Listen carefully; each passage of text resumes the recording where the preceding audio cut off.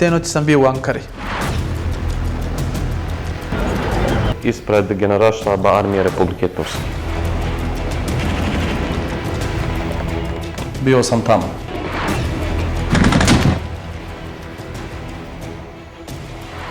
Čim sam vidio na internetu te tenkove, to je za mene bila trauma.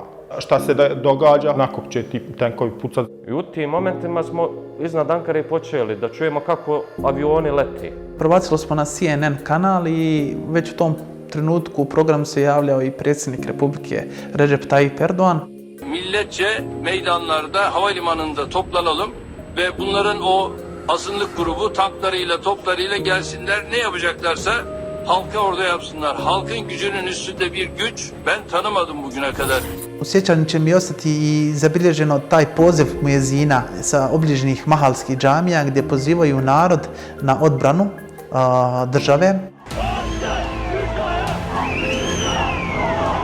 Te noć sam doživio da gledam pred sebe, na možda 2 metra udaljeno od mene, kako čovjek jednostavno pokosi ga rafal i samo padne dole.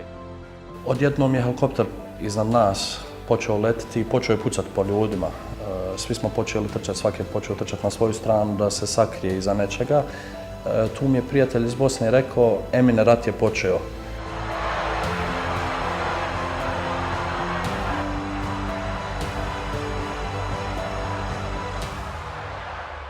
Mi smo svjedočili jednoj lavovskoj borbi jednog naroda koji je pokazao cijelom svijetu kako se voli, kako se brani i šta znači, koliko je sveta ta ljubav prema domovini i ljubav prema svom narodu. Mi kao Bosanci i Hercegovci možda najbolje znamo šta to znači kad nam se bombarduju naše institucije, naše zgrade, naš grad u kojem živimo.